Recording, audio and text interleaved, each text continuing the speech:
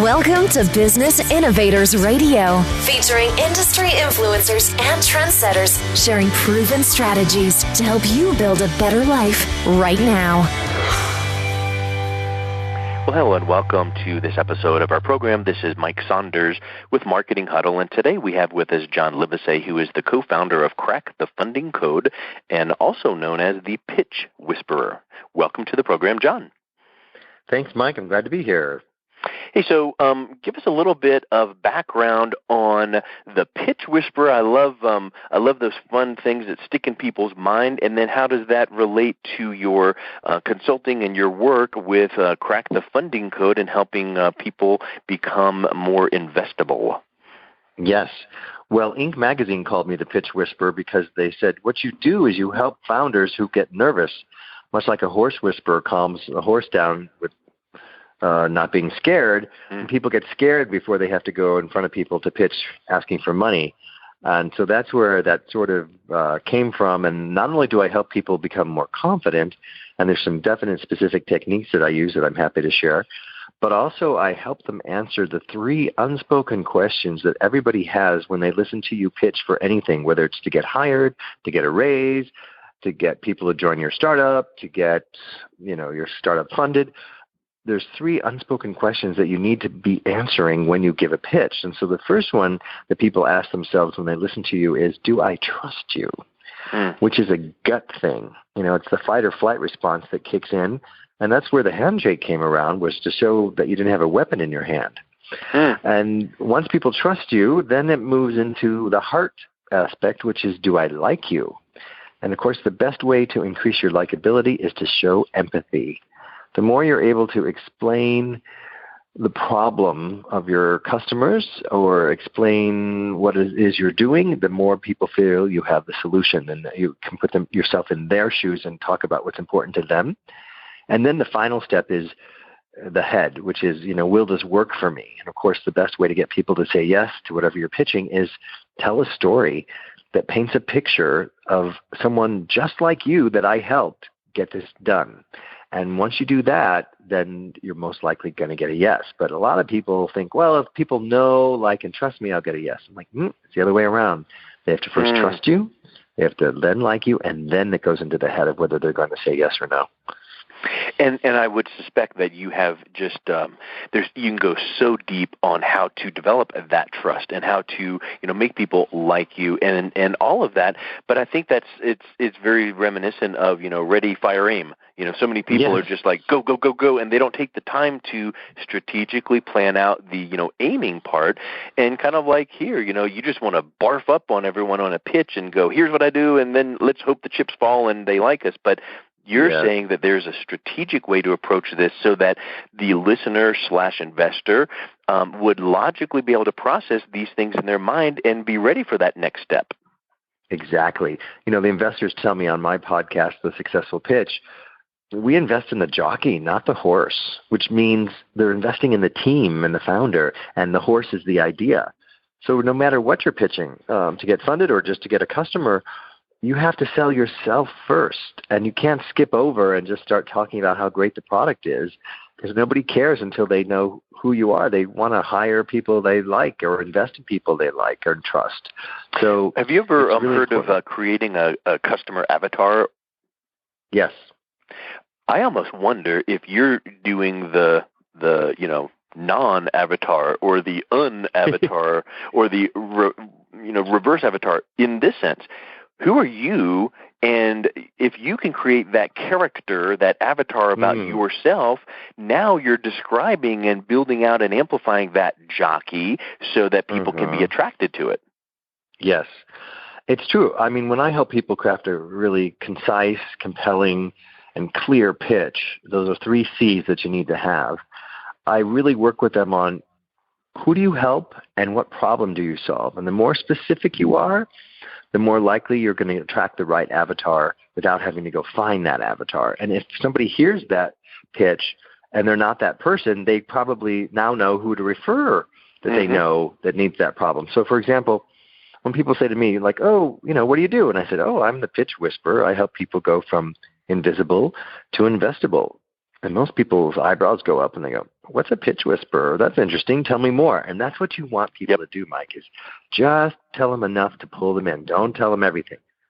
And if they say, tell me more, then I say, well, I help tech founders who struggle with an investor pitch to become irresistible and get them the right pitch in the right room. And when they have that happen, they get their startup funded and the business takes off.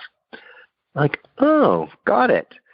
So I am not someone like that, but I know someone who is a tech person who can't pitch to save their life, and they want to get their startup funded, so I'm going to refer them to the pitch whisperer because I'm very specific, much like a heart surgeon. You know, the heart surgeon doesn't open and close the patient. They just come in and do the heart surgery and leave. So the more specific you are in who you help and what problem you solve, and then what happens when that problem gets solved, bam, people understand, you know, this is what you do, and it's either for me or it's not. And I think the beauty of that is you mentioned right before that last statement about finding out that one problem to the one, or the one solution you provide to the target audience is one problem.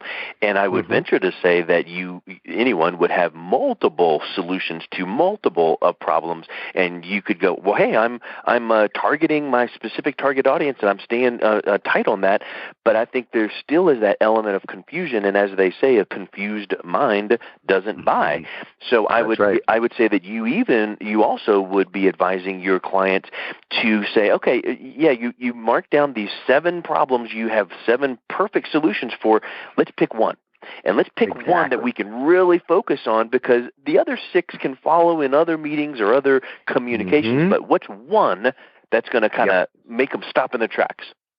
One of the investors said to me, tell your clients, don't boil the ocean when they come in here to pitch, which I just love.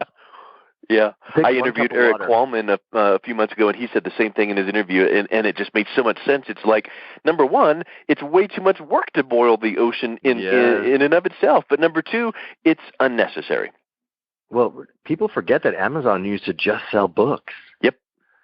And they're really niched like that. That's all they did. And then when they had proof of concept from there, then they expanded into selling everything. So you have to do one thing really well, and then you can start doing others. Yeah, and you know, like you mentioned about your tech investor vertical, if you were talking to someone that was not in a tech need, they may very, very well resonate with what you were saying, but go, oh, I have a friend who, or they could go, hey, you know what, my startup is, you know, whatever, a non-tech, and you may have a referral for them. And the beauty of that is whoever you're referring them to might be getting those same conversations once in a while that they say, oh, you need to talk to John.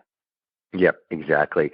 You know, within the world of tech, there's so many options, right? There's financial technology, there's health tech, there's a lot of different categories that have some element to technology with a startup. But if you're starting family restaurants, well then, yeah, that's not who I help, right? I help people who are involved in technology in some way, shape, or form, and there's plenty of people. One of our clients, Mallory Dyer, she created an app called GraphLock that helps low-income students who can't afford an expensive calculator, but they can afford a $5 app on their smartphone to be able to use when they take math tests. So she's the perfect person to do that. You know, when people hear a pitch, they want to know 2 things: why you and why now. Yep. So Mallory's the perfect person because she's a former math teacher, and why now? You know, education is, you know, there's a lot of problems in a lot of big cities, in particular where these students can't afford the calculators and they're failing math. So we've been able to help her get on podcasts, get on Discovery Channel. We put her in touch with an investor out of Detroit who's interested in helping that start there and then expand. So, you know, it sounds like, there's a tech element to it, but that's not the core issue of what problem she's solving. Tech is the avenue, the bridge, if you will, to get that problem solved. Yeah. So there's how the tech, it doesn't have to be something so technically complicated that nobody can understand it. Yeah. Yeah, I think you're exactly right. And there's going to be nuances that kind of fall outside of, but still is in your world. But when you can be so articulate and concise, that makes that pitch stand out. So let's get back to what you were saying earlier about tips to help people feel more confident, because let's say they've zeroed in on my target audience is, my solution to the problem is. That's great. And even you work with them to say, okay, I've got this piece of paper and here's the words I need to say. That's all fine and dandy until the sweat starts pouring and you're in front of someone. Yes. Well, I have 3 tools to boost everyone's confidence. The first one is this great quote from Arthur Ashe, the key to success is confidence, and the key to confidence is preparation. So a lot of people don't think they need to practice their pitch. And I said, this is your Olympic moment. This is the Super Bowl of meetings. You're asking someone to give you money. You have to practice just like an athlete does or an actor does before the cameras roll. You can't wing it. So just getting people to first realize they have to practice. And then I said, a lot of people get butterflies in their stomach when they get nervous. The goal isn't to get rid of them, but to get them to fly in formation. And what that looks like is you take the nervous energy from your stomach and you get it out into the room. You make a gesture. You move so that your knees aren't knocking. And you get the focus off of worrying about whether somebody likes you or not and start talking about why you're doing this. In the case of Mallory, to help her, I'm like, what's your why? Well, I'm helping. I want you to think of one particular student that used to be in your classroom that was struggling. That's why you're doing this. And when you have that in your head, that gets your focus off of you and remember why you're pitching in the first place. And then the third one is something I call stacking your moments of certainty, which simply means you write down 3 or 4 times when you knew you nailed it, right? You interviewed for a job, you got the offer. You asked somebody out on a date, they said yes. You pitched for anything and you got a yes. You stack all that positivity in your head instead of the negative self-talk, and that will really help you get your confidence up. And that reminds me of many people I'm sure have had different ways of saying the same thing, but it reminds me of Tony Robbins where he's talking about, changing your state and, jump up and down and clap and yell or whatever for you works. And how about this? What's your favorite song that every time you hear it, you just are energized in whatever style music or song you like? Create yourself a little playlist of 2 or 3 or 4 songs like that. And as you're driving up or getting ready for the call, boom, you are remembering those moments of certainty. You are listening to some of these, powerful emotional songs that you resonate with. If I told you my songs, you wouldn't resonate them. If you told me yours, I wouldn't resonate. So I think that's really, really huge. And then number 1, you said the key to confidence is practice. I would say that the reason I'm bringing this up is my wife finished her graduate work in the summer, and she did a master's degree in music, and she did her thesis paper on the cognitive effects of music on the brain. And one of the elements was talking about practice.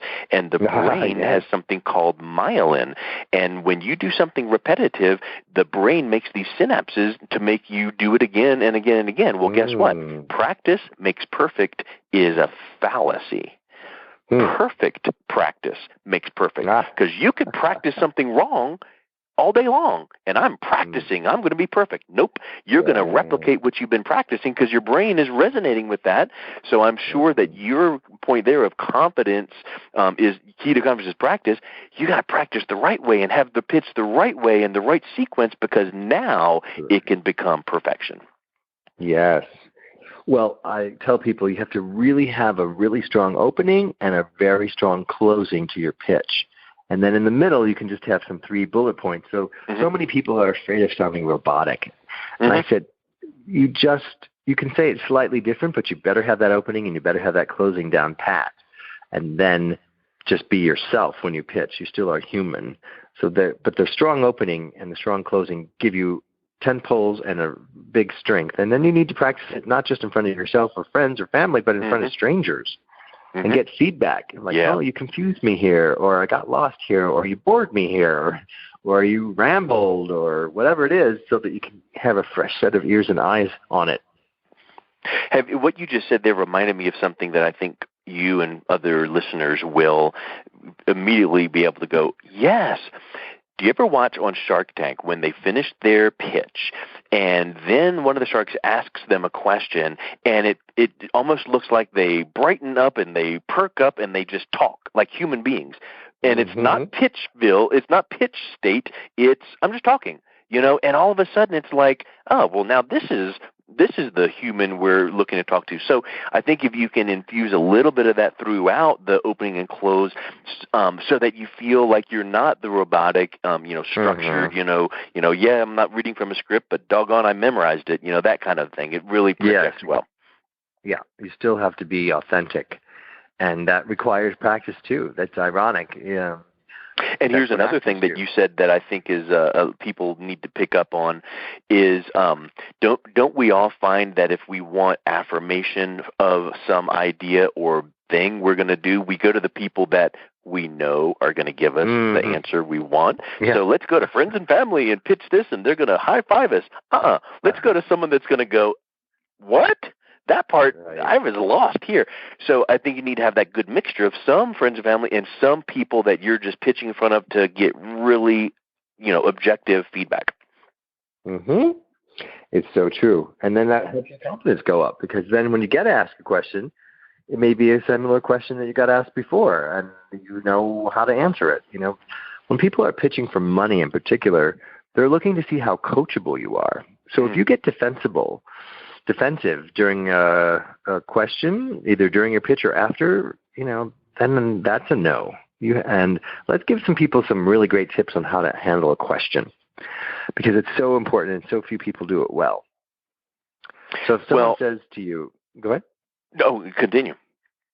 Let me ask you, who is your ideal customer for this mobile app or whatever it is you're pitching? And the best thing you can do is to repeat the question back in your own words so you make sure that you heard the question properly, because a lot of people, when they're nervous, don't hear the question properly and answer something else, and then the investor thinks they're trying to avoid the question and they won't invest in them. So you say, so you really want me to define how I came up with my ideal customer, right? Yes. And then you answer the question, and then if you really want bonus points, you say back to that person, did that answer your question? And then they can say, it did, or I still have another question, or no, I'm still not clear. And that framework will really set you apart from other people. It's kind of like how they say when you get ready to, send an email, read the email out loud, because when you hear the words that you're about to send and you hear it in your own ears, it sounds differently than when you're reading it. Sure. It's true. Well, it would be nice if all of these kind of things were put together in a nice, succinct fashion, maybe like one of these, a book. It's almost like if you would just write a book and wait a minute, here on Amazon, you have a book that's available. Tell us a little bit about that. I know I have a copy of it. I'm getting ready to read over the holiday season, so I am looking forward to it. But tell us about the book and what readers can find in there, and then what's the best way that people can engage with you? Sure. The book is called The Successful Pitch, Conversations on Going from Invisible to Investable, and it's 10 of my favorite episodes from my podcast. So if people really want to know what investors want to hear when you pitch, or if you want to hear some fascinating stories from some really successful entrepreneurs of how they got funded, then this is the book for you. One of the people I interviewed, Jay Sammet, who's the author of Disrupt You, said, you know what? Failure is just feedback. Keep going till you get a zombie idea so great it won't die. And another person I interviewed, Guy Spear, he and another investor spent over $600,000 at a charity auction to have lunch with Warren Buffett, and I talked to him about, was it worth it? So there's all kinds of great nuggets like that. And I would suspect that when these are based off of interviews, it's going to be an engaging, really warm, quick read. I always love when I read those kinds of books because it's not a static, academic feel to the book. It's got a nice coming to life kind of a feel. Exactly, and you can pick and choose which person and which interview grabs you the most. I interviewed Michael, who is the author of Shark Tank Secrets to Success. So he talks about what goes on, off camera and what's successful about that and the whole process of writing that book in such a short amount of time and the vibe of that. So there's something in it for everyone. Neat. Awesome. Well, what's the best way that people can engage with you with even getting some coaching or advice on some of their pitches? Well, if you text the word funding, FUNDING, to 66866, I'll email you my free PDF of 3 mistakes to avoid when pitching. My Twitter handle is @John_Livesay, LIV as in Victor, ESAY. And my website, johnlivesay.com, has a free webinar you can watch to learn more and figure out if and how I might be able to help you get funded. Excellent. Well, John, thank you so much for your time. It was wonderful getting to know you. I love even the interview flow was very, very crisp and succinct. So I know that's how you are advising your clients to structure the pitches. So it was really, really great getting to know you. Thank you so much. Thank you, Mike. Thanks for listening to Business Innovators Radio. To hear all episodes featuring leading industry influencers and trendsetters, visit us online at businessinnovatorsradio.com today.